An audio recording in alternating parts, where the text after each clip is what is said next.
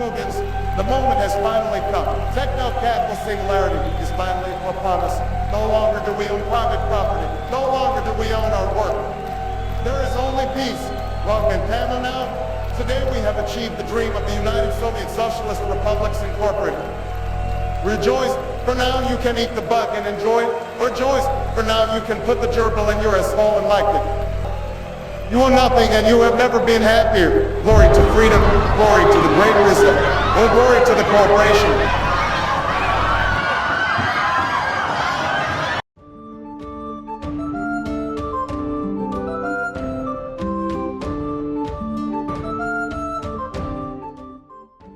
Should we do an intro, or should we just like dig first into it? I don't know. Well, what do you think people want to know about me?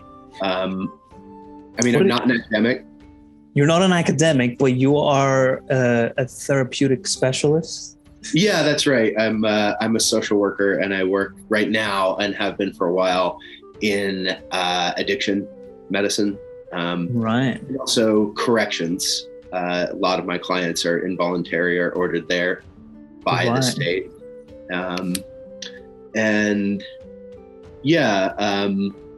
have a background in academia. I tried to be an academic, and then I looked around and realized that it was a wasteland and everyone's lives were fucking ruined by it.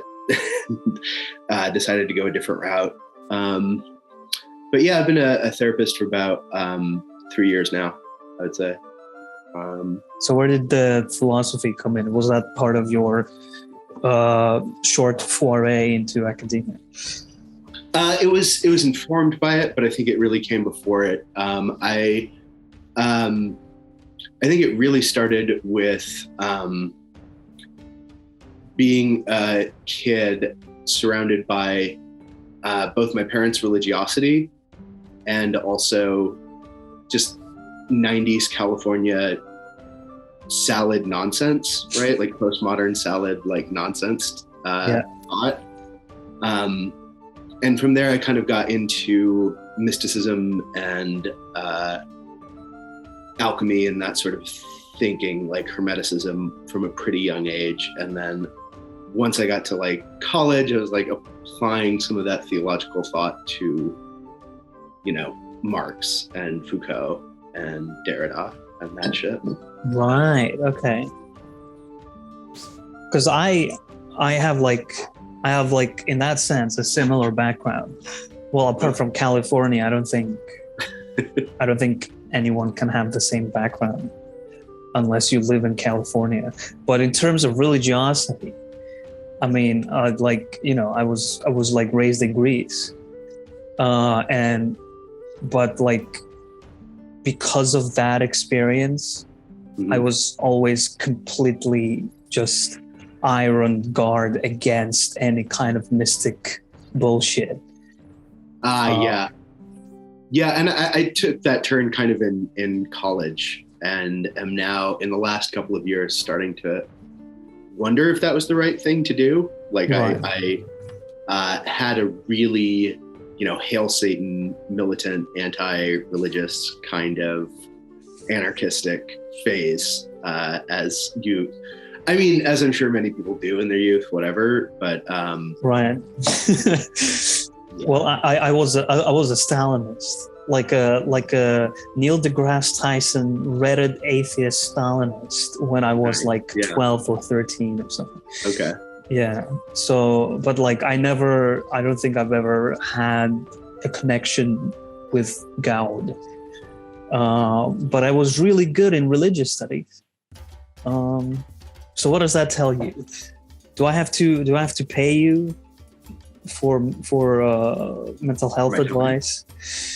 Oh God, no. No, it's a funny question, right? Because moving from philosophy to therapy is more natural in some ways than people might think. I mean, there are formulas and whatever that I'm doing, in the background, but most of what therapy actually looks like is just having a conversation and inserting yourself as little as possible. Right, but okay, do you Do you follow a formula? To some extent. I mean, CBT is really, the absolutely dominant thing. And it's so generic at this point because it's been turned into all of these different particular methodologies. There's like acceptance and commitment therapy, dialectical behavioral therapy, and, sort of other related things. Narrative therapy tries really hard to differentiate itself from CBT, but I don't. Just okay, guys. You don't have a team, or do you have like an ideal therapy? Well, okay. So just at the beginning of my therapeutic training, there was this huge meta-analysis of decades of different methodologies, different kinds of interventions, whether it's like group therapy or psychoeducational group, which is like kind of quasi a class, half therapy, half like a course, and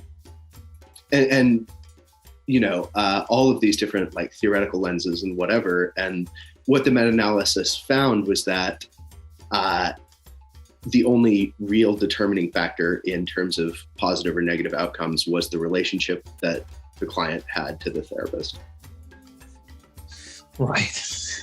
Measured in basically honesty, sincerity,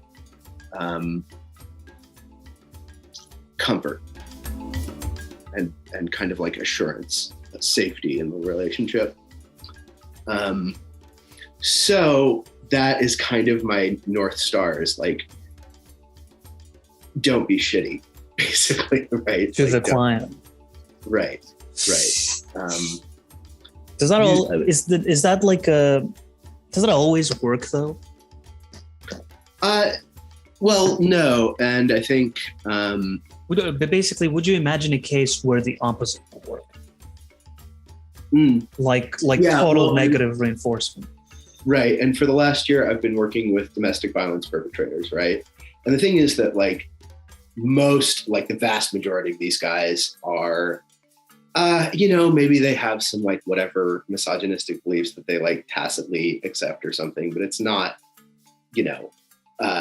the thinking from the 80s has been that like domestic violence is perpetrated because men are patriarchal, right? And it's, I think you and I both realize that people don't have a thought out ideology for the most part. They're not like dangerous extremists. Right. Yeah. And that, maybe they have certain retrograde or reactionary perspectives on this or that issue, but like for the most part, they're also just trying to be good people. And, things like mental illness or substance abuse lowers frustration tolerance. And, the other kind of North Star of my behavioral therapeutic thinking is just monkey see, monkey do, right? And it's kind of stupid on purpose. And it's just, people did this thing to this person, so they're doing it to someone else. And that's it. Right. It's not, it can be unraveled through things like narrative, through things like analysis, and through things like cognitive reframing, which are all kind of the same thing. Different paths to the same idea, right? Like change someone's ideas about something, bring something to light, and you'll alter it. But there is a small number of these, mostly men, who are actually scary people. And not because of what they believe, but because of basically a relative inability to see others as fully human, right? Right. Or experience them really as fully human. And that requires me to be manipulative, because this person is a threat, to others, at least to some degree, right? It's like the same way they take the driver's license away from a drunk driver because maybe they didn't kill anybody or even hurt anybody or property, but the threat is there, the possibility is there. So what do? Do you castrate like domestic abusers? Well, okay, so, and I think this is an interesting way to get into the question of the state, which is I use the state against them, basically, right? I have a formal and informal relationship to parole officers and to different, correctional jurisdictions. And mostly that's through my organization. I have tried to form personal bonds with POs, although we're kind of a different stripe. Social workers and parole officers are kind of a different group. But I basically have to, it's like we play good cop, bad cop. And I have to be the good cop and kind of just remind them that there's this other person who's going to ruin your life. Right. And I use that as a way to help people understand what it's like to live in terror, because they are living in terror, and expand that into empathy, right? And try to have empathy for them, for the fact that some of these cases, it seems very apparent that the only reason police were around was that somebody thought their ethnically different neighbor was dangerous, right? It's very transparent in some cases, and how severe was the violence? It happened, but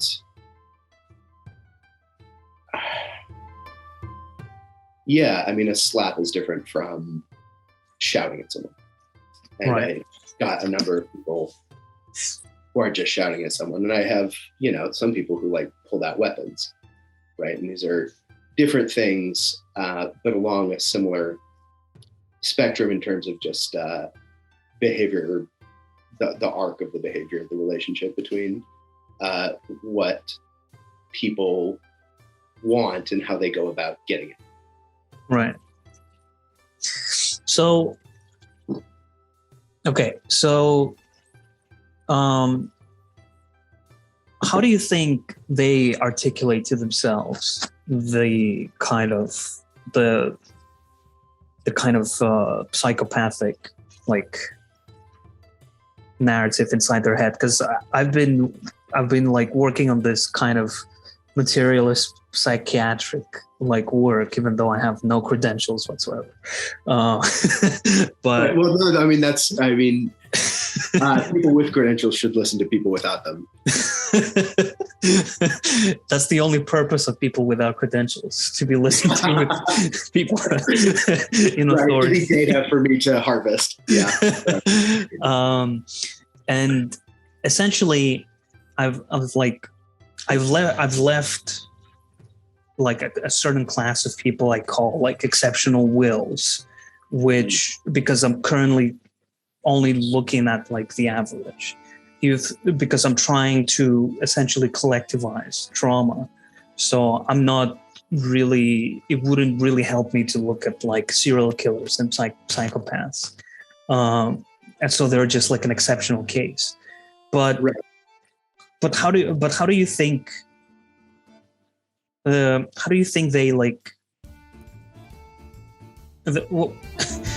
so would you say, have you ever you said that you've met people that see fellow humans as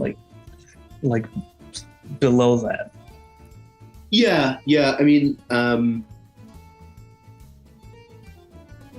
It's hard to say that with total confidence, right? Because I don't know, I'm sure a lot of stockbrokers or whatever CEOs, people in positions of power, or even not necessarily that much power, right? Like a guy who owns a franchise restaurant looks at maybe not his workers, but workers in general as not really people, right?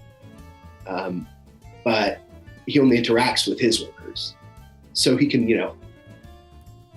have a kind of humanizing way of approaching them because it's a way of getting what he wants. Right, yeah. Well, yeah, pretense is very important, but like at the core of it, the dehumanizing aspect of their narrative must serve their like addiction, essentially. It's like it must serve them justifying their addiction. Yeah, no, and it's a funny thing actually. So there are 11 criteria in the DSM-5 for a substance use disorder, right? And you could get into the weeds with how that differs from substance to substance, but I've asked a couple of my coworkers sometimes, and this is funny, especially in America, to answer the 11 questions. And instead of asking them about like their maybe wine, one glass of wine a night, instead ask them about their work. And you find that, and I think that this is actually really significant because the things that interrupt your life in a major way are definitionally addictions. Yeah. Right. If you need to keep the cycle up in order to not spin out. Yeah. In order to stay on whatever particular trajectory you're trying to be on. Yeah. And I was actually just thinking last night about this question of addiction and its relationship to philosophy, right? Yeah. Because, as we're learning more about brain chemistry, there's this idea that learning stimulates dopamine, right? Gets you to drop dopamine, and that explains both like Aristotle saying that truth feels good, and also QAnon just drawing completely random connections between, not just QAnon, the sort of general paranoid, media consuming, whatever purview realm is just obsessed with connecting like this one meeting with some Russian official to, COVID. And making those connections feels good for the brain. Yeah. And so I wonder about that with the practice of philosophy. To what degree are we like blowing our minds on purpose?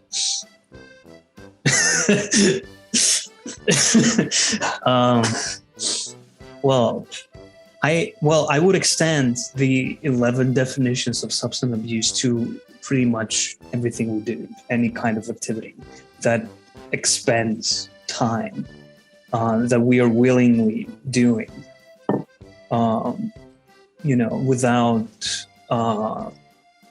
without being forced to. And even then, when we are being forced to, eventually we have to somehow enjoy it. So everything just becomes an abuse of over time. Yeah. So any kind of philosophical insight is,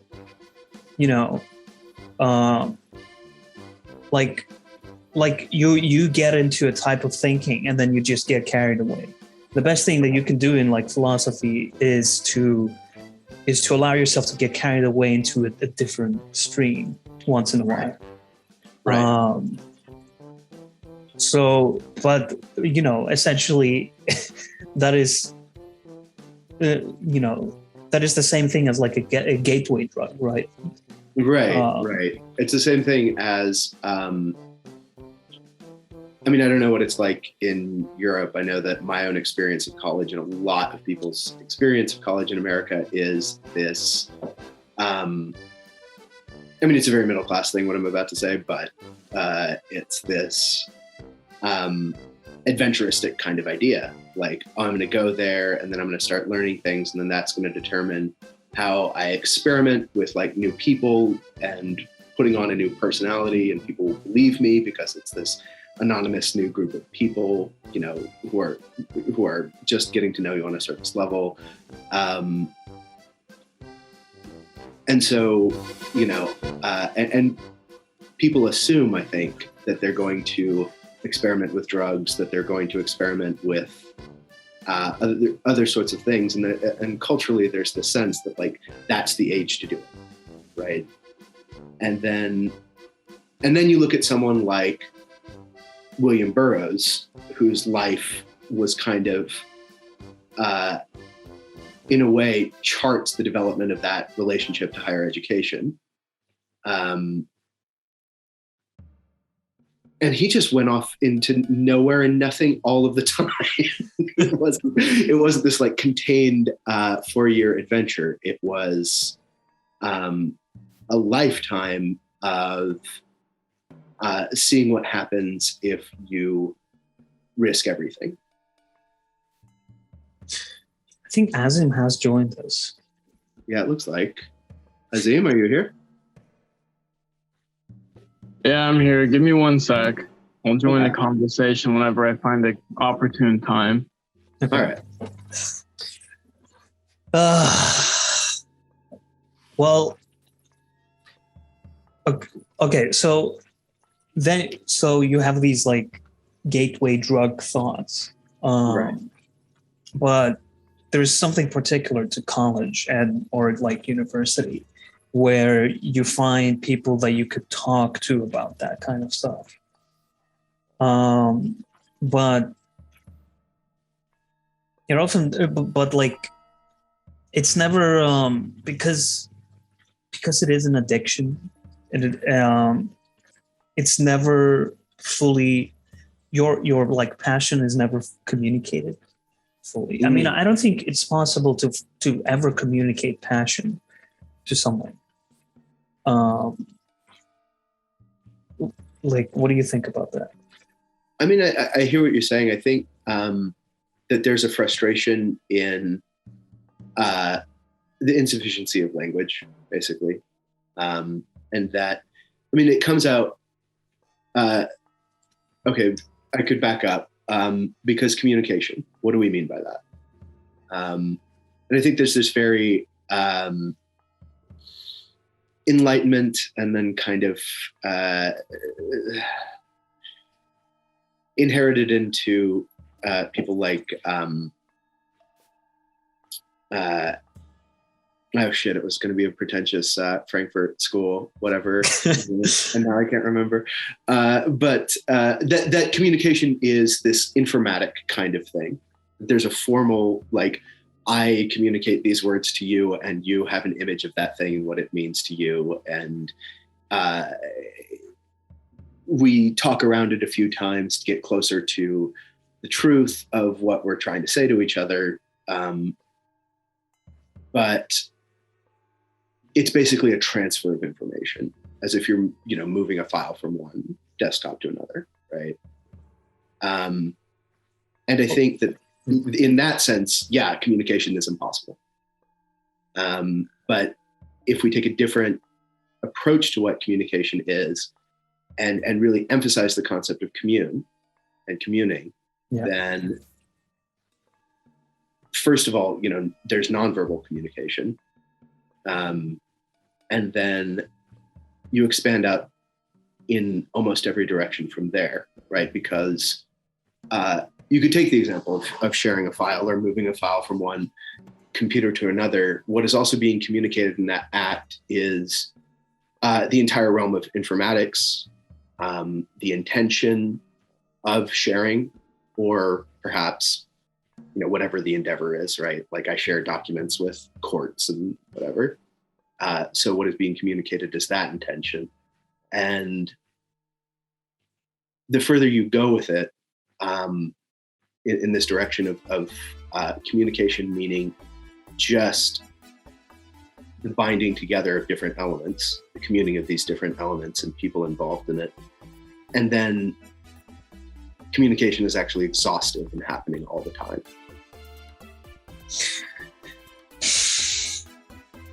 But it's never so there's never a complete transfer. It's almost you copy your file, but when it reaches the other person, they see it through like a different UI, because their interests are always conflicting, and yet we do agree on things.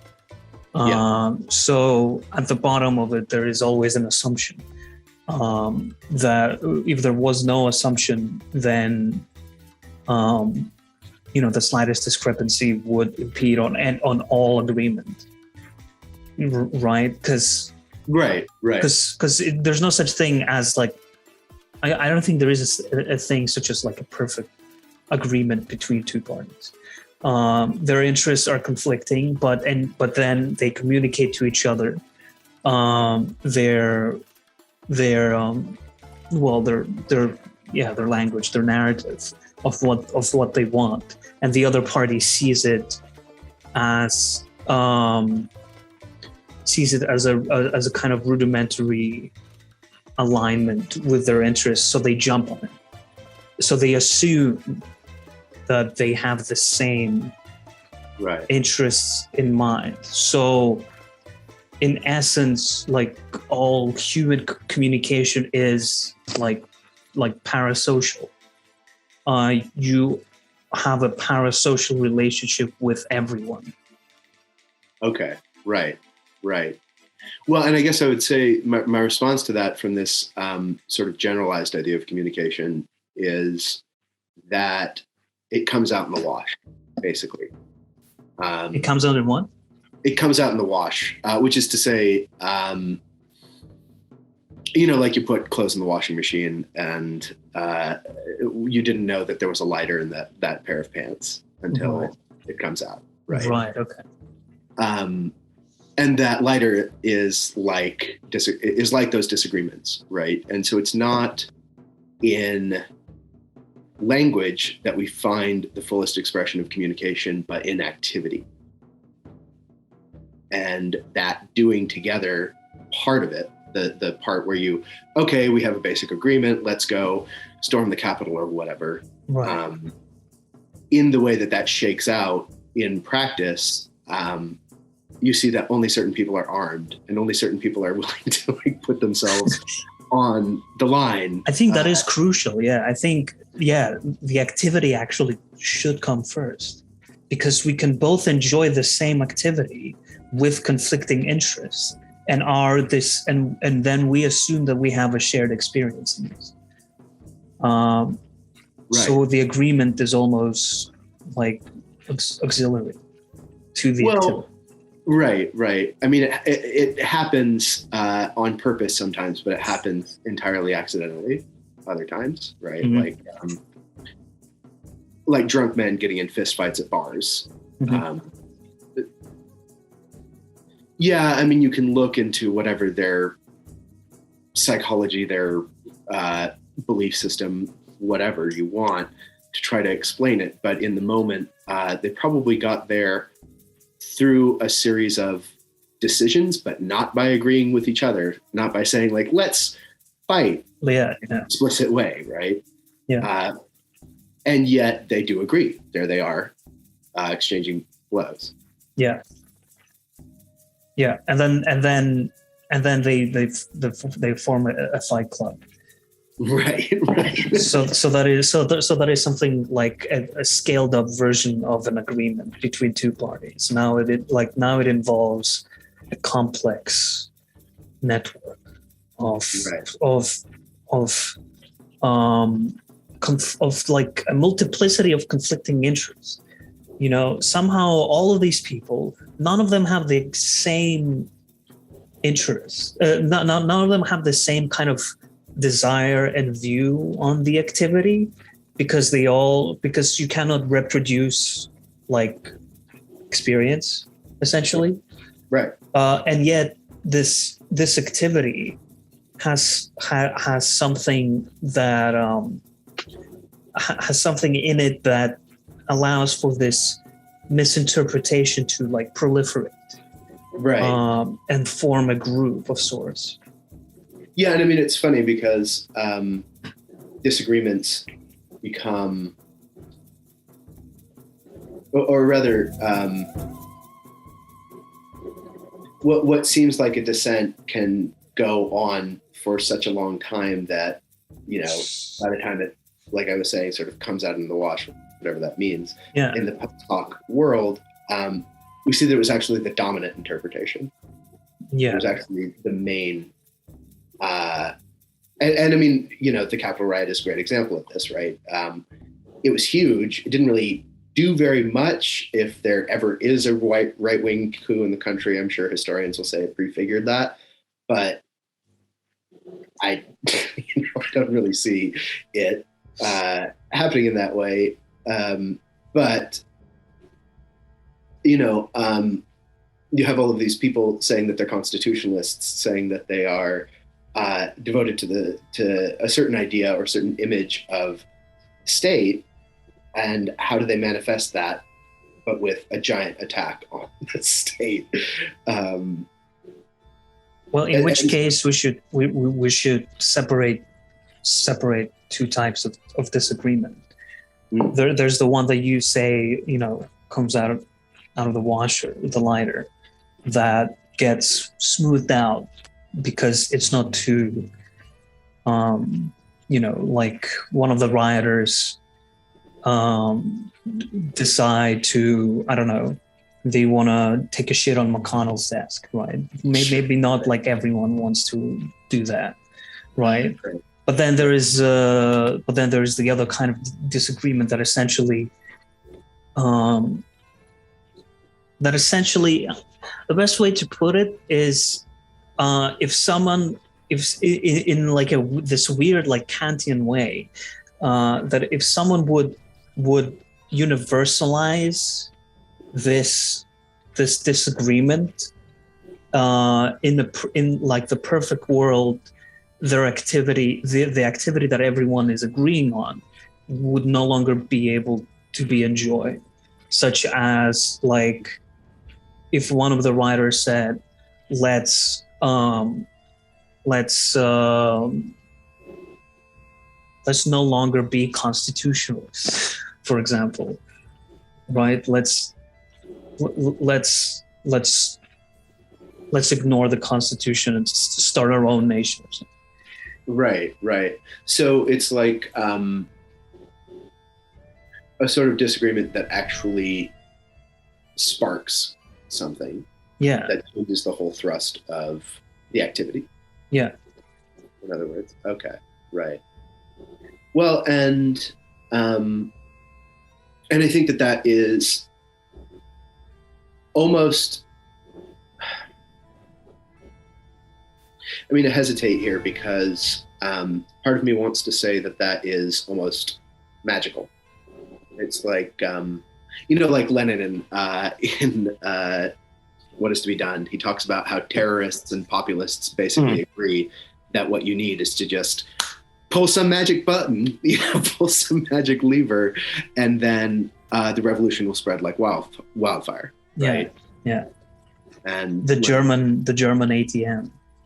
Right. There's the magic lever. Right. And I think that not just the left, but kind of all of politics right now is looking for the panic button, so to speak. It is like, yeah, all of politics right now is just like purely like a leap of faith, because you know it is there is always the assumption that you are able to just convince mass swaths of people. Somehow. Yeah. Right. Somehow. But what I'm trying to get to is essentially by creating this idea that like all communication is parasocial, is it's impossible to convince anyone of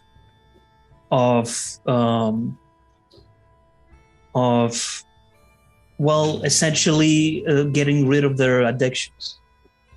Right. Right. And it's funny, one of my first therapists, who was damaging for some reasons, but also wonderful. She was this old Jewish lady when I lived in Brooklyn, who was a different generation, I'll say. But she said that I don't have addictions. I play whack-a-mole. Right. There's this little, some weeks I'll play too many video games. Other weeks I'll exercise in great excess. Other weeks I'll, eat way too much chocolate. Other weeks I'll stay up masturbating several nights in the right. And I think that in that sense of addiction, where it's not really about the specific activity as much as it is about or chemical as much as it is about a constant flight, a constant escape. Okay. That is where activity, and specifically disciplined activity, has to come in. That discipline can transform an addiction, I think, into something that propels you out of just one circuit. Well, I don't want to keep speaking of addiction, I don't want to keep wrangling the topic towards the thing that I'm writing right now. Right. Because I do have a few things to say about that particularly. Maybe we could save that for the next episode. Yeah. When like that, I started getting into it, and I don't know how you can, like, it would probably like give you a hernia by reading my handwriting.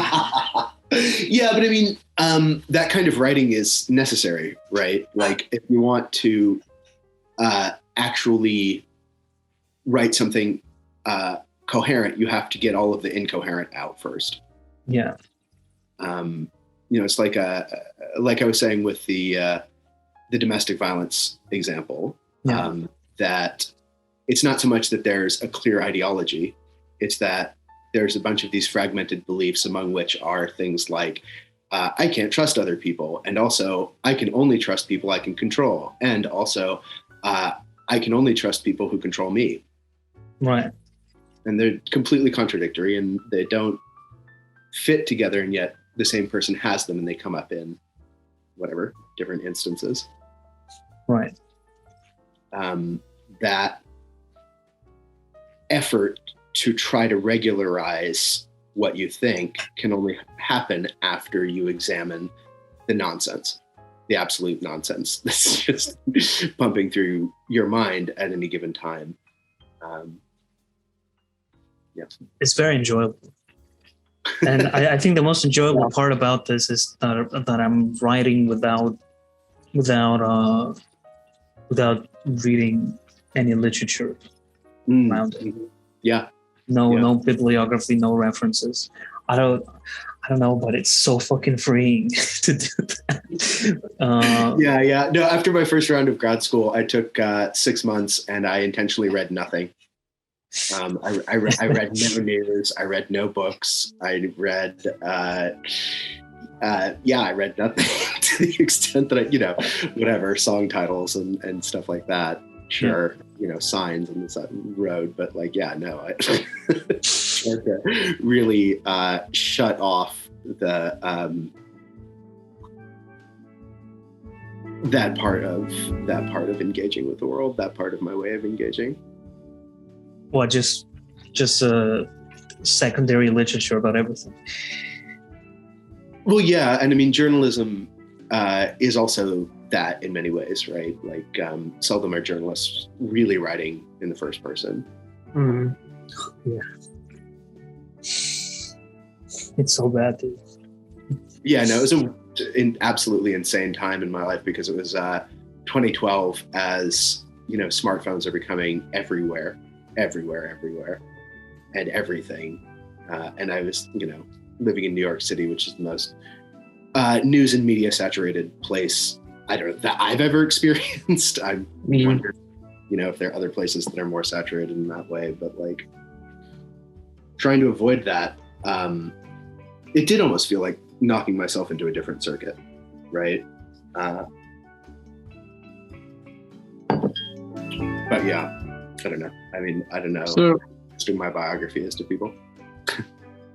how long have you lived in New York? Like, are you like from New York City, or like in New York? Or so I'm in Portland, Oregon now, and I'd like to stay here because I'm like a California refugee, economic migrant, I should say. It's a main export of California refugees. Yeah, no, we're going to become. It's going to be empty at some point. Yeah, we're going to become like Russians or like people from Medellin, Colombia, just everywhere. Yeah. But yeah, no, I grew up around Los Angeles. I lived in New York for a little while. I come from a sort of PMC middle class family where going to New York is kind of a rite of passage. Yeah. Yeah. My sister did it. My brother did it. My dad lived there for 20 years in his life. So yeah, that's more where like New York fits in there. I was trying to be initiated into my family's culture. Yeah, that makes sense. Yeah, I mean, both sides of my family are basically from New York. So I was just trying to see if you're a fellow Yorkie, but West Coast, Yeah, cool. Yeah. No, I would say I'm a little too dumb and a little too slow for New York. It's New York is hell. Yeah, it's really fun, but it really is hell. Yeah, their status games are insane. Like it's a ultra capitalist hellhole over there for sure. What do you mean by status games? Oh, man, like just in terms of everything I talk about always goes back to dating since I'm single again. But like in terms of like having a really refined Instagram account where your max posts are like 3 or 4, so it doesn't look like you're a social media addict, but you also have to have at least 7,000 followers just to make it through the first gate of hell into that landscape. It is pretty crazy. Constant working. If you're not working, you're a loser. It's really, really weird. You got to be working like 60 hours a week or else no one fucking pays attention to you over there. And rent's insane over there. Right. It's not as spaced out as LA. So like everyone is claustrophobic over there. Sucks, but that's how these things are. Yeah, yeah. And I mean, I speaking of addiction in general, but when I was in my last year of grad school before the intentionally illiterate period, I think I was the most manic and crazy I've ever been, because I had a radio that was, as long as I was in the house, the radio was on. And I would even be listening to other music or like, I had a really funny period where I was like listening to Slavoj Žižek lectures while working out in my apartment and also having like news in the background. And it was a way of min-maxing, right? I was constantly min-maxing, like the minimum amount of effort for the maximum amount of takes and opinions that I was going to sort through. That is how it feels to be in New York. Yeah, I think that's actually a perfect way of summarizing New York is CNN in the background, some weird left esoteric philosophy, and then like a podcast working out. Yeah. Well, also, you'd also have to include some horrible, like horrific job, like that you're working like to slave away just to afford your roof or your little cube, I guess. Yeah. Apartment, God, it's the worst. And that was hell over there. That was being a grad student was the rest of my time. Right? Yeah. So yeah, another hell on top of that. Jesus. And that was the whole reason for turning myself into this take machine, was that it would like form an opinion that would be, and this is the like poverty of the academy, right? Because I wasn't trying to form an idea or an opinion or an interest that was either unique or true. I was trying to wow people. It was all an aesthetic game of intrigue. Like that's the, it's not, it's that's interesting, right? It's like that's the ultimate compliment. No, yeah. I mean, I think when we started PAMU, I know all of my takes weren't real. They were like, basically it was all aesthetic, right? Right. Like right-wing accelerationist / business bullshit, which has ended up becoming unironic, that part. But, well, we always knew it was going to be. Yeah, that's true. It is just genetic, right? Well, speaking of genetics, it is, I guess it's the case that like my brain has formed in a way that I come harder when I get like new worldviews rather than communicating them. Because it's always like way lamer when you try to communicate what's going on in your mind. It does take a lot. Yeah, it is hell. I mean, memes are the perfect way to express that, new worldviews and the such. But man, dude, we can't. It's so hard to make a quality meme. Anyways, Right. I don't think it's hard. I think you just have to be. You just really have to be obsessed with an agenda, like a political agenda. So you need to have an opinion on everything, and and so, which is like, which is what like memes are. It's essentially taking a funny picture and putting your agenda on it. Right, but it also needs to be concise, right? And that requires like, you can't just be obsessed with a particular agenda. You have to have normie friends. Otherwise, if you don't have any normie friends, you cannot make. No, that's true. You can't make a decent meme, and especially, I mean, this is especially true of the left, right? Concision is not something they do. It's fuck me. Instead of it's the last thing that they do. They can't be concise for shit, man. Right. I mean, yeah. Fuck. The left is. Their online presence is horrible. The left can't meme. Yeah, no, absolutely. Oh, and that's, really? I mean, that's what's fascinating to me about PAMU and why PAMU became, I think, what it was and is. What it was. Well, right. I mean, I think there was a period in like 2019 and 2020 where it was genuinely like this anti-academic radical space of absolutely anyone saying any apeshit thing they want and engaging with it seriously. And I think that still happens. We're just a little bit smaller than we used to be. And well, we need to appreciate the precious non-permanent things. Yeah. Which is really the lesson. The lesson of PAMU is that like you have a political agenda, and then what? If it gets realized, what happens then? What do you do? Right. You'll probably find something fucking else to get obsessed with, because it's never gonna be fucking enough. Right. Well, and I mean, this is the problem of like a politics oriented around the state rather than a politics oriented around like a totality. Yes. Well, what do you mean around the state? You've been saying the state a lot recently. What's going on here? Well, I mean, because I used to be an anarchist. Did we get another fucking Fed? I think so. We got a glowy on here. Were you part of that shooting? Vlad's joke is that you've been saying the state too much. Are you a Fed? Oh, the Fed talks about the state. Yeah. No, I can't work for the feds. I have to pass an additional like level of credentialing before I can work with federally mandated,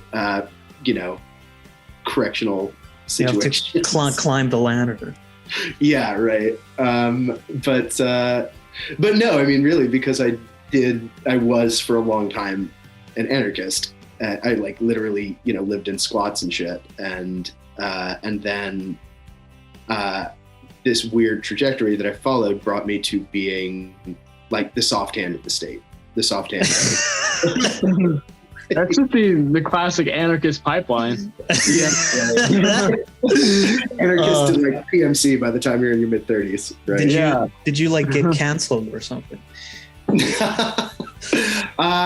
Yeah, I think at some point, but also that was like already after this transition started to happen, and it only mattered in any way because I was trying to be respectable. Well, I mean, that's your first mistake. Right. Is to be respectful of anything as an anarchist. Right. Yeah, I mean, reading Lenin after the summer of 2020 was definitely a moment in the move from basically fuck everything, fuck all existing conditions, like fuck you, fuck me, like that kind of attitude, into fully robustly one of like, no, if you want to do things, you have to do things first of all, and you have to develop a discipline around it. Mm-hmm. Yeah, I mean, I agree with that. So, yeah, go ahead. So you left anarchism after reading Lenin, and that brought you to like becoming prime neoliberal. yeah, I think you could probably say that. Yeah.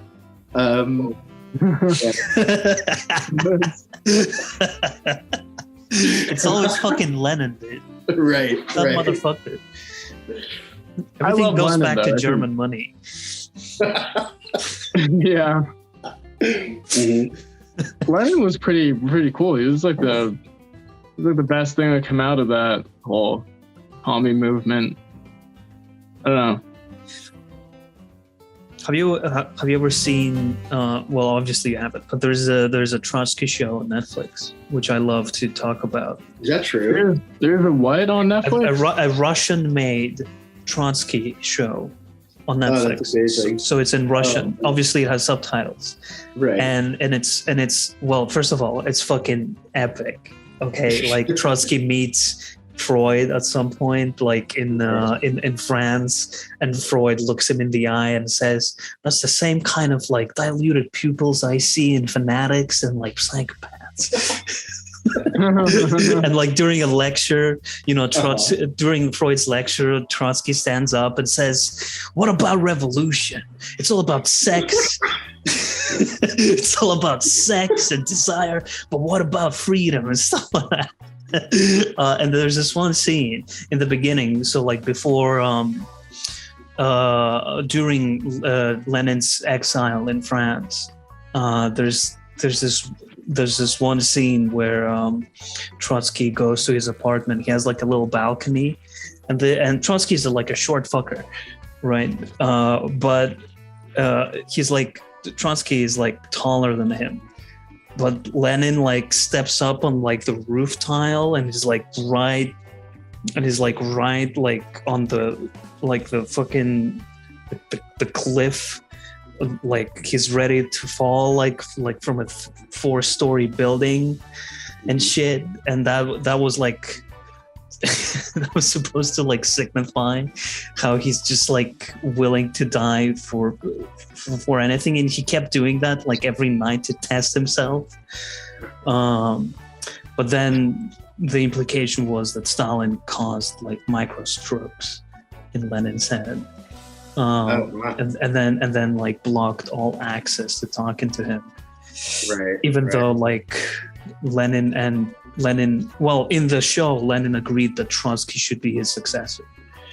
Of course, because it's on Netflix, and you have to Well, there's some famous like Russian actors, right? So like it's so weird that it's so weird, like the mindset that they're trying to like kind of like propagate there. Like Right. what are they going for? You know, the whole part in Mexico where Trotsky is haunted by his like Jewish father, who keeps telling him that you will always remain a Jew. Well, he said the K word, but you will always remain the Jew, and you will always be seen as the Jew. Right. You know, That's funny because when you said Stalin causing microstrokes in Lenin's head, I was like, what with his bank robberies? Like, oh yeah, the coolest part, the most memorable part of that show is the reason why Stalin doesn't like Trotsky is when all of them like came back to Russia to start the whole thing. Trotsky was like the first to give a speech. And then like everyone was clapping afterwards, and he passed like Stalin, and Stalin was like holding his hand out to shake his hand, and Trotsky just passed him. And Oh yeah, no, I've been there. I have made mortal enemies whenever someone would shake my hand. Like I think about that all the time. because It justifies Stalin. Yeah. because well, okay. So speaking of communication, right? Yeah. Because what is the file being transferred in the refusal of a handshake, right? No, it's the opposite. It's like a disinvestment, right? Because Stalin was shown before that moment to be like venerating Trotsky. When like there's a scene where he's like robbing like a stagecoach, you know, filled with like German like gold and stuff, and then like he picks up like a newspaper and there's like a Trotsky there like doing a speech, and he's like, I you know, I'm not just a bank robber, I'm like something bigger than that. I want to be just like this guy, right? But then everything falls apart during the handshake thing. So yeah, well, I mean that's so like typically Netflix, and also, you know, History Channel, and also, you know, just sort of liberal vision of history, right? It's just like it's all because of a handshake. Right, or like Napoleon became emperor because he was short. Yeah. Had resentment, and that's it. It's like this story of history as these like personal slights, and revenge, and that sort of that's funny though. You should watch it. If it's still on there, but you should watch it. Yeah, it was really good. So yeah, it sounds really good. All right. So if I remember correctly, we were talking about the Jews. The previous one. Right. I don't know if I posted about this in PAMU, but it's funny and appropriate for a lot of the themes. That I think it was 2018. I found out that because my dad did a genetic test, he's getting old and he wants to make sure, you know, he's on top of all of his whatever. He found out that his father is not actually his biological father. Oh God! But actually, a Hungarian Jewish chemist. Oh shit! Wow. So I found out that I'm genetically like 25% Ashkenazi. Explain why I'm very hairy. But yeah, that's crazy. Yeah. No, it's funny. I mean, the story gets more rich because my grandfather was working on the atom bomb at the time that my dad was conceived. So this was in New Mexico. These two scientists, whatever. My grandfather was like I think a physicist anyway. I think focused on engineering, but yeah. Then had his wife there, and yeah, I guess she saw this sly Hungarian Jewish guy. It was funny too because he reached out to his biological sister, who had also done whatever this, I think it was 23andMe, I don't remember. And she's like, oh, another one. No. Another one?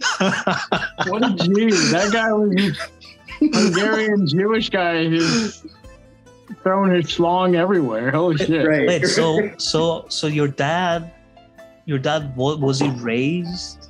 He was raised by someone else. He was raised by the physicist. Right. Yeah, exactly. Dude, what? So chemists are just better than physicists? Is that what we're I mean, I think that's true. They're more they're more evolutionary fit, right? They're biologically fit. And I mean, I think they're more connected to concrete daily reality.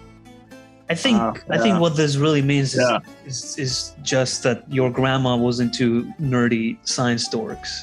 Yeah. Yeah, absolutely. Yeah. Holy crap. Yeah. No, it was an especially funny time to be talking about that because that was when, or to be learning about that because that's when the cuckold was such a dominant figure in public discourse. Yeah. Oh, okay. That's like literally my whatever family lineage or an event in.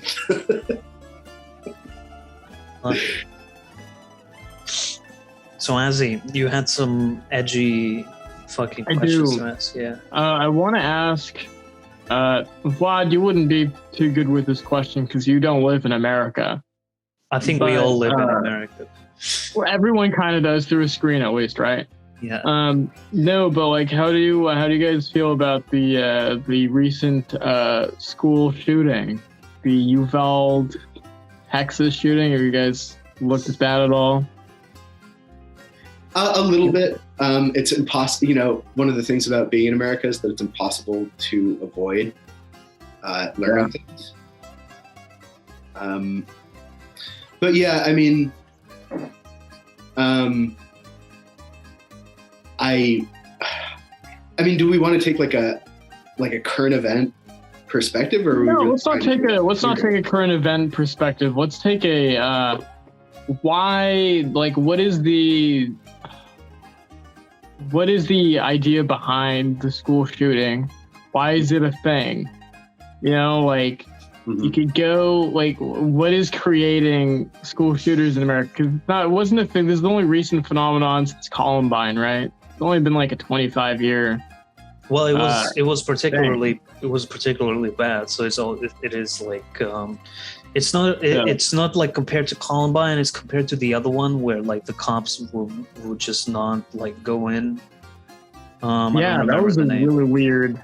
That was another weird phenomenon with this case, was that the cops just didn't do anything. It was really bizarre. Right. Yeah. Well, I mean, you know, I have my own perspective on that about Texan culture, but that's probably the wrong approach. I would like to hear about it, though. It sounds interesting. Just that we talk a lot about the California ideology, but it's very, very similar to the Texan ideology, just in the sense everyone having their own kind of personal entire universe, right? Right. And the sort of solipsistic thing where it's like, well, if I die, this will have all been for nothing, right? Okay, I see what you mean. Yeah. But more generally, I mean, there's two pieces of it as I see it. There's like, why the school specifically, and then what is the development of, I don't know what you want to call it, the psychopathic murderer, I guess, because the mass shooter is different from the serial killer, and the serial killer is different from the sadist that like that actually describes in like the high medieval whatever late, I mean not high medieval, the like whatever the early modernist period, right?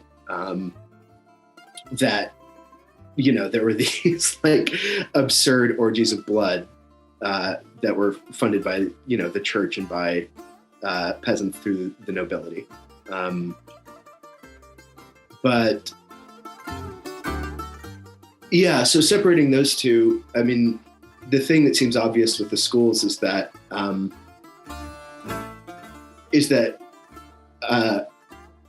we got the worst aspects of like both societies of discipline and societies of control with the public school in America, because it is a total institution, the way that like a barracks or a prison or a hospital is a total institution.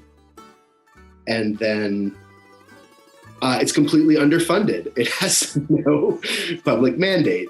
And, it's supposed to encapsulate, whole communities, entire communal life. And it's empty. It's completely devoid of any real infrastructure upon which a community can thrive. That's interesting, because I know of the event because I follow Breaking Points every day because the election is coming up and that's my Super Bowl. So, but there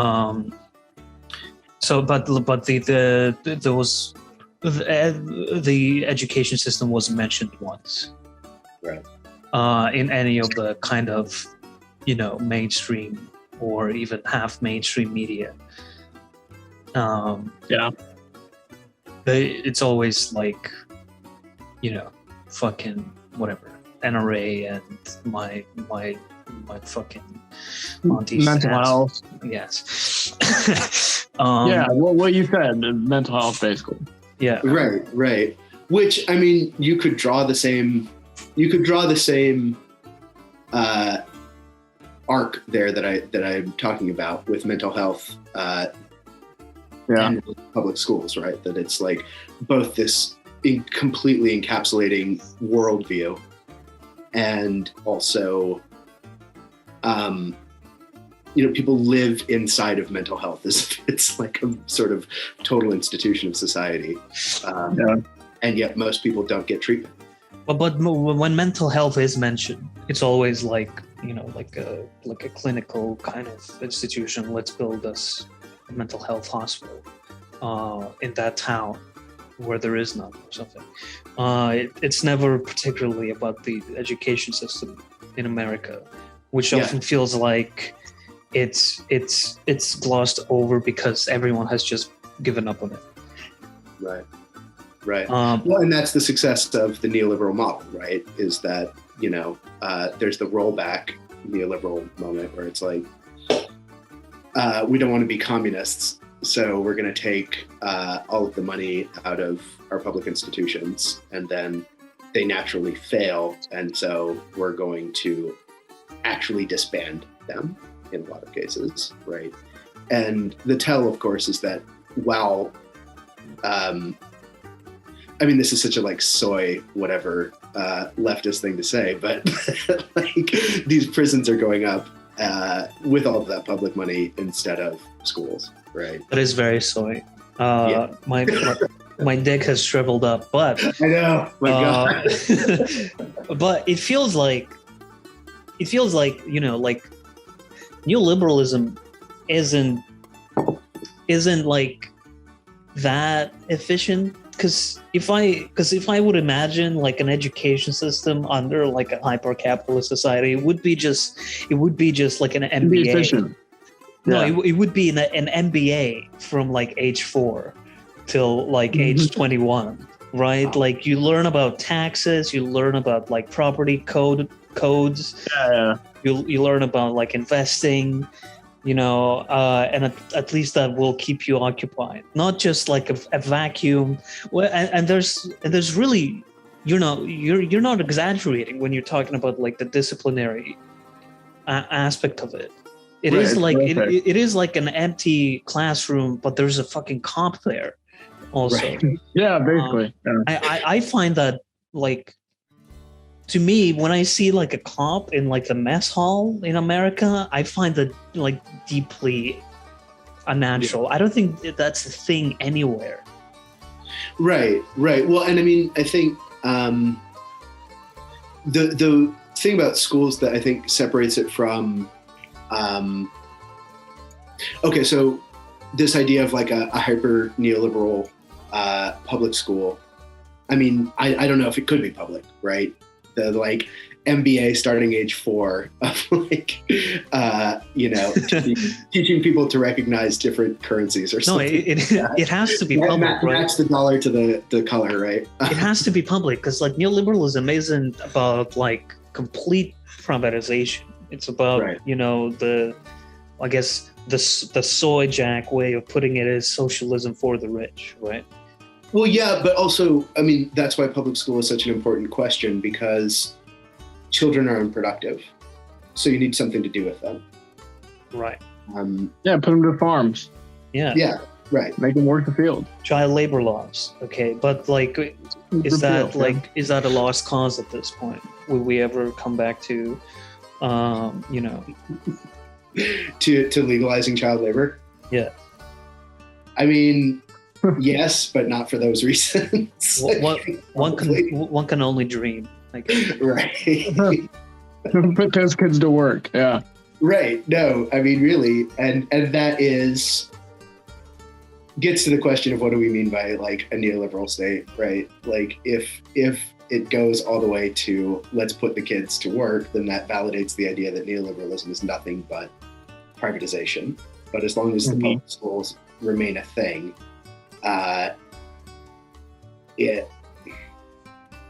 it is what you're saying, right? It's the like the market is the principal thing. You just have to modify it and tinker with it. But it's not enough to talk about all of that to get to the school shooting, right? Yeah. Yeah. There still has to be this other piece of the psychopathology of these people who are doing this. It's not. I was about to say it's not happening every day, but I don't think that's true anymore. I mean, it fucking 2 school shootings in like what, 2 weeks? Right. Yeah, it was really bad this week, or like this past 2 or 3 weeks. Yeah. I mean, that's insane. Yeah. So if we want to talk about the psychopathology of the individual, are you willing to put yourself in his shoes? In what? Are you willing to put yourself in his shoes? Right.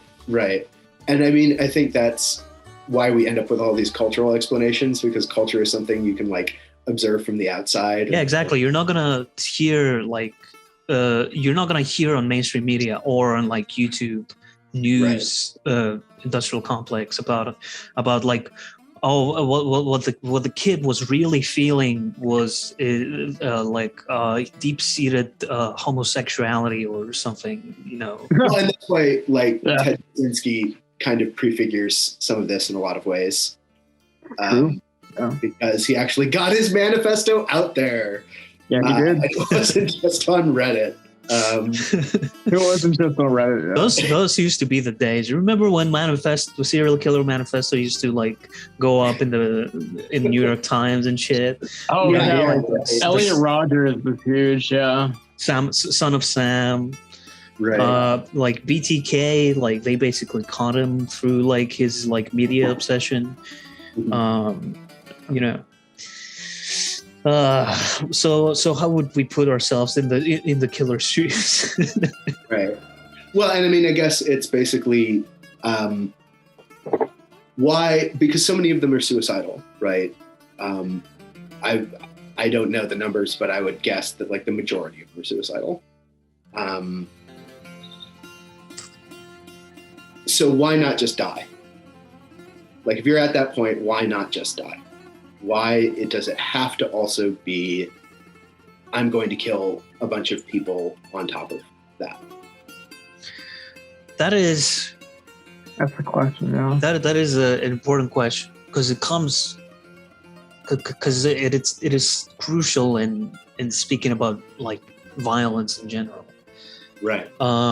Which is like, we talked before about like addictions and how we invest ourselves in these activities, knowing that it wastes our like lifespan essentially. But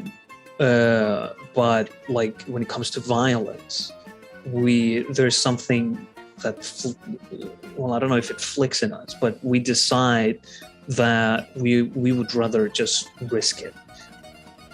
Right. Well, and I mean, I think this also gets to a topic that comes up a lot in PAMU, which is the emptiness of modern society, right? Right. Yeah. The absolute emptiness. There's nothing to do but die. And so, it's like the ultimate acceleration, right? And I mean, this also, there's this line from Georges Bataille where he's like, the ultimate liberation of a worker is to destroy himself as a worker. And, you know, what's meant there you could take metaphorically, but I kind of take it literally. And I think that become a cripple. Right. Or this idea that like you really can't beat the system. You really cannot change it. All you can do is liberate yourself and a few other people from it. And the way that you do that is dying and killing. Right. And that might be liberation in these psychopathic killers' eyes, right? Yeah. So I just thought of something. So like, we understand that the school system is like pretty totalitarian. It's the society of that controls behavior. And my thing is, a lot of people who self-harm, or normally that's an expression of maintaining some kind of control for themselves. And so you can kind of see like, if we extrapolate that out into a group, maybe like a school, if a school is putting too much control over the student body, the school shooter is kind of like the school self-harming itself. You know? Okay. Yeah. Right. As like a way to achieve some kind of liberation or some kind of control for itself. Well, right. And this is, I think, the difference between, this goes back to like the difference between a state and a totality, right? Like the school is, as we think of it in normative terms, there's a principal, there's teachers, there's janitorial staff, there's the cops, and there's the students, right? But then if we view it as a totality, there's also the drugs and the premature sex and just fucking around that kids do. And then the school shooter at the very extreme other end. But if we view it as a totality, then we have to include that, right? Mm-hmm. So I see what you're saying. It's like the total system there is trying to feel itself in a way. Because my initial reaction when you brought up self-harm was going to be like, self-harm and suicide are actually very different. Yeah, they're on the opposite ends. No, I think, Azim is definitely right. That makes sense. Yeah. Right. So it's like self-harm on this systemic level. It's a systemic level, yes, because the student is the product. The product is faulty. This is self-harming the school itself. Right. Yeah. So that's something to think about. Shit. So what was your other edgy question? My other edgy question was, so this, I got inspired by it because Vlad was talking about that Russian TV program. And so I immediately thought about Russia. Right. And so I was wondering, great. What is the psychosis that like the Russian people are, not the Russian people, but like, what is the psychosis that the Russian society is like currently under? Because like, even to this day of like still thinking about the Ukraine war, I can't wrap my head around why exactly it happened. And like, I'm not seeing why the death drive was like activated. Because it's not the same as like the Chechnya war or like the Caucasus wars, right? This is like what's going on in Ukraine seems to me is fundamentally different from those. I'd say that like initially they saw it as the Chechen war, as just like a slight reproduction on like a bit of a bigger scale. but it stems from the same neurosis, essentially, that you are a cornered ex-empire. Yeah. So, by lashing out, you exert your historic control over your surroundings. Right. And so it is what America will go through, but on a smaller scale. Yeah, I mean, I kind of picture like, a dying person on their deathbed, seeing a fly that will outlive them and being like, no, the fuck you won't.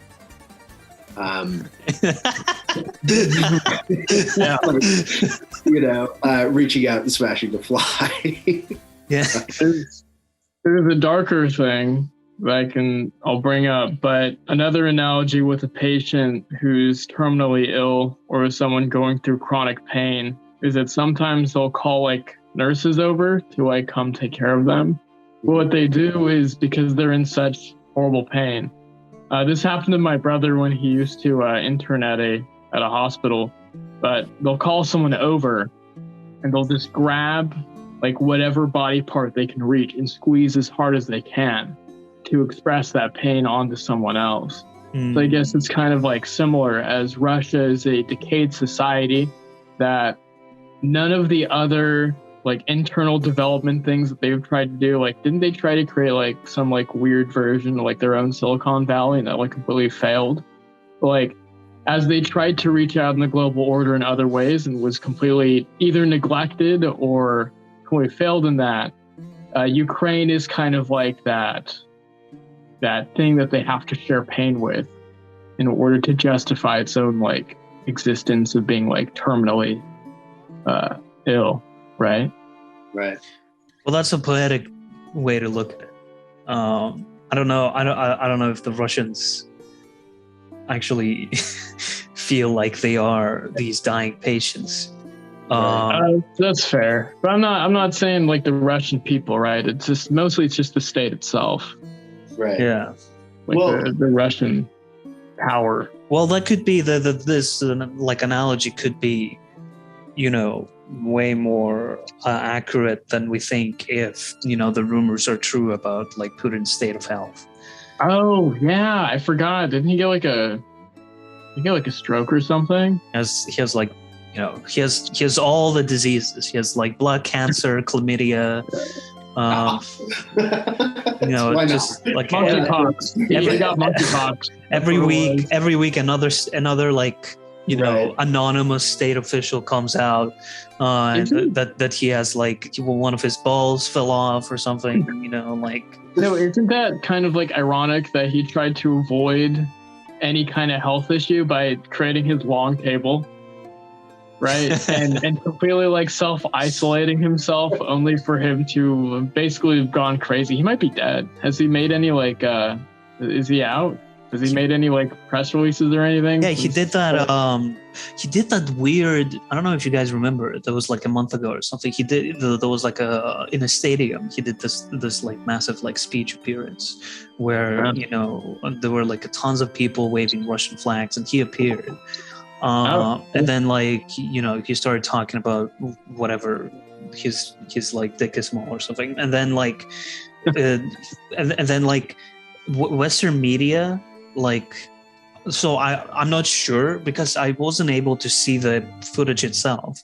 Western media, for some reason, just collectively started saying that there was a glitch in the footage where they assumed that Putin collapsed and was carried out because the footage of his speech suddenly just stops.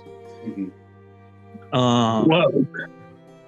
So there's like all this fucking like intrigue of what's going on there. Right. Like he could be sick, he could be sick, he could not be sick, and like there's so many rumors going on. Like one of my favorite like part of this whole like avenue of like conspiracy about him is that he loves he loves to take baths in pulverized antlers with deer's blood. That's very Slavic. It's very Slavic. It's very Slavic, but I've never heard of that before. I read it on like Financial Times or something.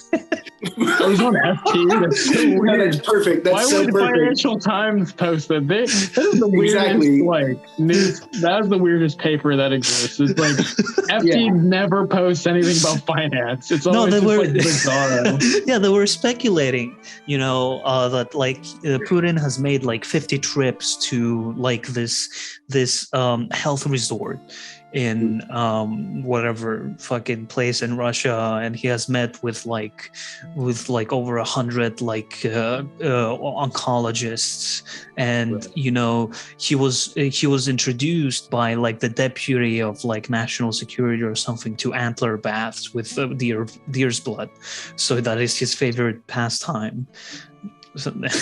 God, that is amazing. I never heard that.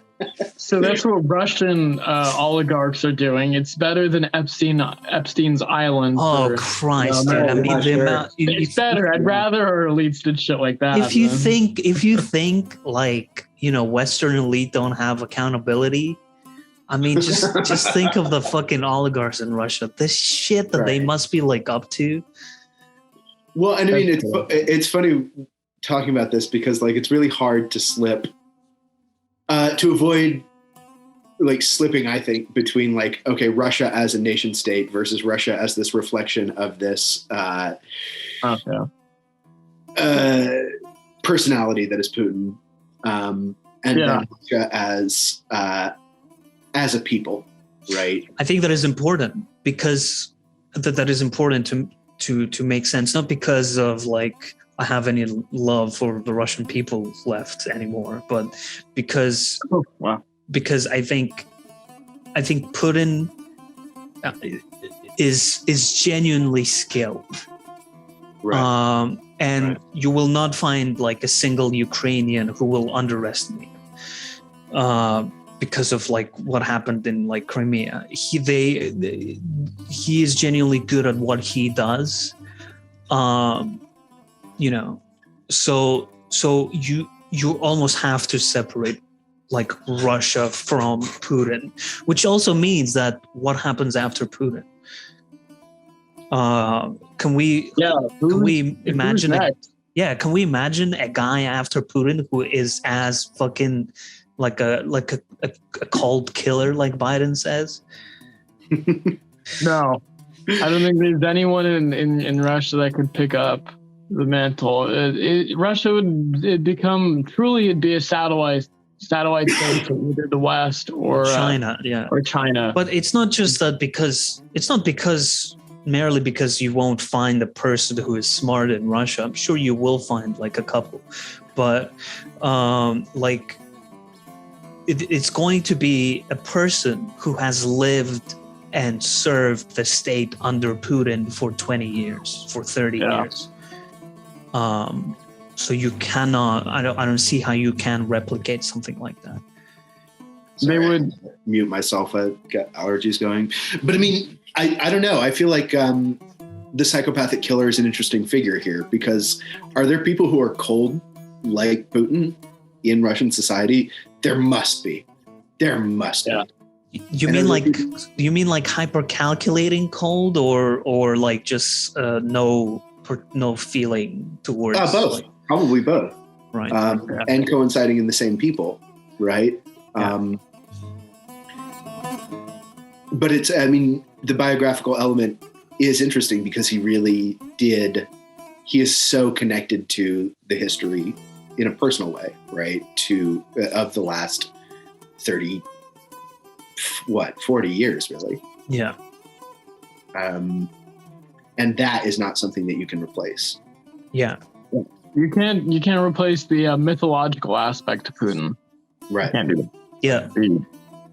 Because like I don't not to kind of like discredit my grandma, but like she used to watch like Russian television all the time, and then she stopped now, obviously, out of like support for her people.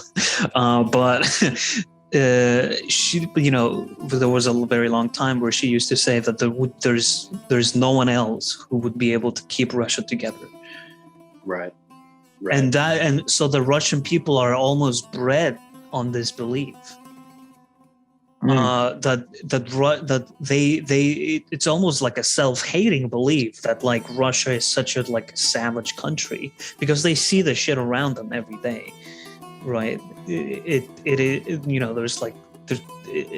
is a very difficult life around there, not just because of the government, but also because of like the geography, the population disparity. It is a very difficult life. So the only person that can hold this like machine together is Putin. They've been bred on that. So what happens after him? Do they just fake? Do they just like get like a stuntman? Well, I mean, I almost feel like they have to. And what we mean by they now is some shifting quantity that is the Russian state, right? Holy fuck, maybe they did get a stuntman. I mean, why not, right? Because geography is important. You can't have Russia without reaching further east. Yes. It just can't exist. Yeah. In a strategic sense, right? Yeah. Yeah.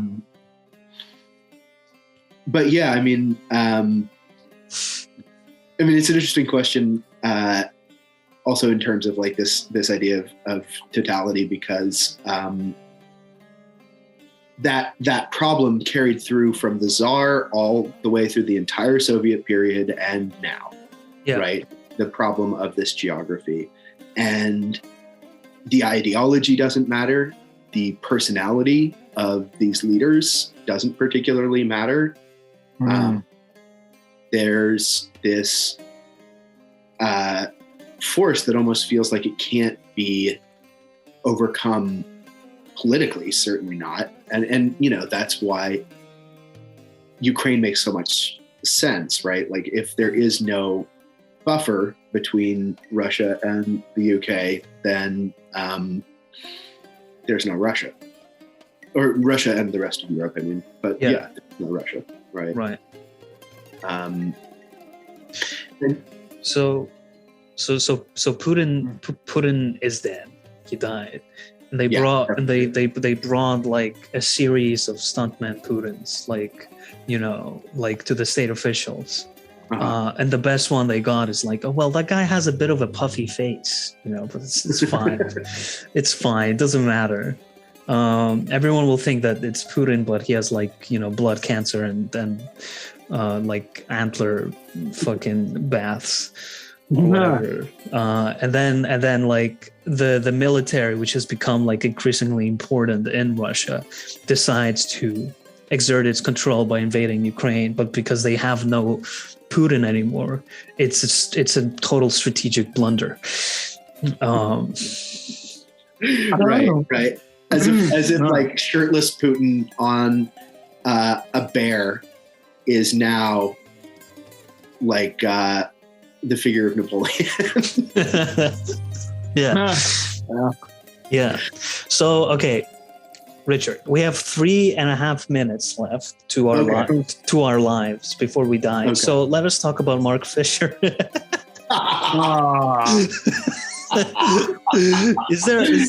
no way to like split this. I mean, to do cringe. This all as one show. At this point. Can we just answer like based or cringe? I don't think it's relevant anymore.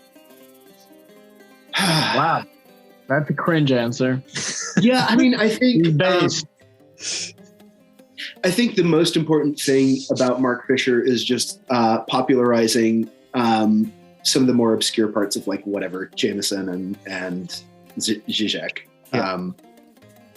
And yeah, I mean, was Mark Fisher based? Yes. Is reading Mark Fisher now based? I don't know. Probably not. I guess Vlad's right. Yeah. It's totally soy Wojak. And right. Because it's just like without Mark Fisher, you wouldn't get fight the system by changing our beliefs We all know that now. Yeah. We've all heard it before, Mark. Come on, just getting new material, man. All right. Now there's the person who committed suicide and took the rest of us with him.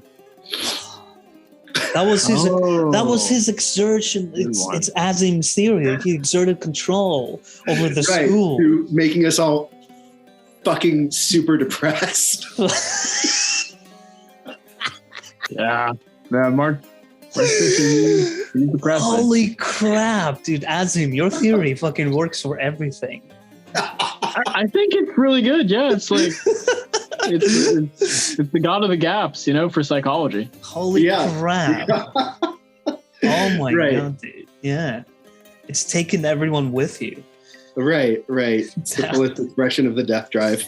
Is to stay. It's like what is it? It's the Bodhisattva, the death drive. We're like stay back to make sure everybody else fucking dies. Yep. Well, that's Mark Fisher. And that's our discussion on Mark Fisher for you. All right, guys. This was a pleasure. Thank you very much. Let's do the second episode with you, Richard, and with my piece of work. I the reason why I'm really pushing for it is because I want to know if I'm deranged, or you are, or I am. If I am or not deranged, that is important to know for me. And as whatever therapist, I have to say, like, yes, but how? Yes, and that's the real question. That's a good one. I like that. Yes, but how? But well, thank you very much for joining us. The feds are outside my door right now, so they will be turning us off in a few seconds. Any last words? Glory to the corporation. Glory to the corporation. Glory to the fucking corporation. Thank you very much for joining us. Oh, man. So are you going to splice in music in this?